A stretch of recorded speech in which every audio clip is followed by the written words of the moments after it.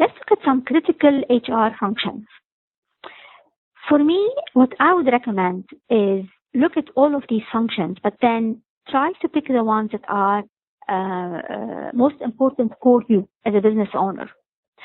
We start with workforce planning. Workforce planning is one of the most important areas in organizations because you often see that organizations start hiring on employees without any pre-planning, or they might get to a point where they need to hire people and they have no resources for that.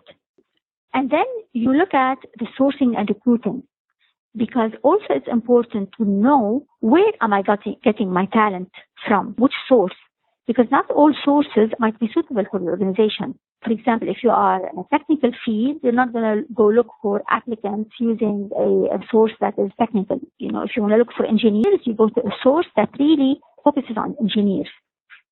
And when you recruit those people, how are you doing this? Which assessments are you using? Which interview style are you using? Who's interviewing the people?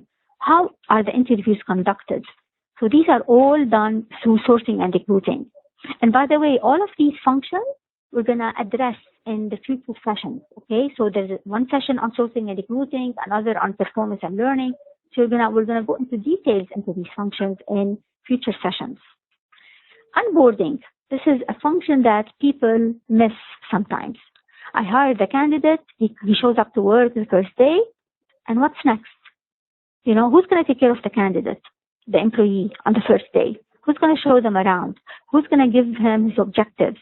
Who's going to put in place a development plan for that new employee and make the employee really happy that he or she chose to join this organization?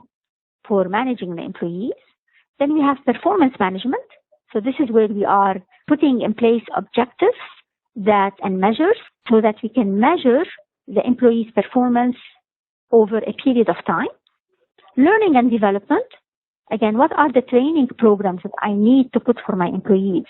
If I need to develop their technical skills, their business skills, their soft skills. So, as an employee, I know that when I join this company, I'm going to be able to grow with the company. And compensation and benefits.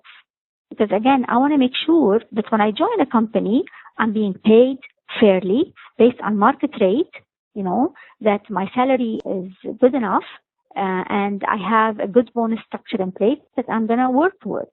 Okay? Samir had a question that the future HR will be called talent management, and most of the other HR functions will be outsourced or automated. Somehow, talent management is not all automation. You still have to do some manual functions, but talent management means taking HR to the next level, to a strategic level, where the administrative tasks get automated, and then you can focus more on the performance, on the learning, on the sourcing and recruiting. So, for example, employee management becomes automated. So if an employee, for example, wants to ask for a vacation, they don't have to send an email, blah, blah, blah. They go to a tool and the request gets automated. Okay? So talent management is, yes, more of a strategic step in human resources. Okay? And this comes to the next step, which is the future HR focus for organizations. And this is a source from Forbes.com that organizations now are focusing more and more on actual talent management and talent development. Because it might be maybe easy for you to find the right talent, but then to retain them and to keep them within your organization, that takes work. Okay? So this is where organizations, especially in 2014 and on, will start focusing on these areas more and more. But before you're able to focus on these things, you need to have your HR function, if you want, well maintained, okay, and well provided. Let's look at the Al-Shaya. Al-Shaya is a group in Kuwait, is a Kuwaiti group that has in place what we call the graduate program, and it's a very successful program.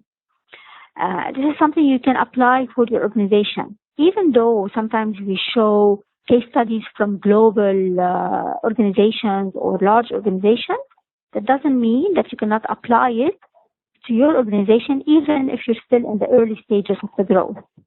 So what Al-Shaya does, they work with universities and they bring in interns, they hire interns from the universities to handle certain tasks within the company.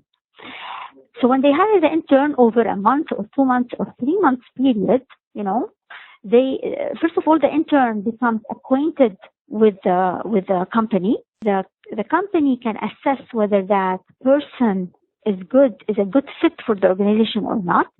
And the intern, when they find an intern with a good fit, they hire that intern. So imagine, the last year of college, I'm an intern. I get hired over to Al-Shaya for just an internship for 3 months, temporary period. And then all of a sudden, because I did very well, I'm a great fit for the organization, I get a job offer. So look at this. First of all, there's a cost saving in the sourcing and recruiting because they brought in the person and they were able to see how they perform. Okay. Also, there's a great reputation now for the company that they are engaging with the community and with the universities and with the school. So maybe within your organization also, you can bring in an intern for certain specific tasks, trial period, right? So you're not putting too much effort and money into it. And if you find that person is good, you can later on offer them a job.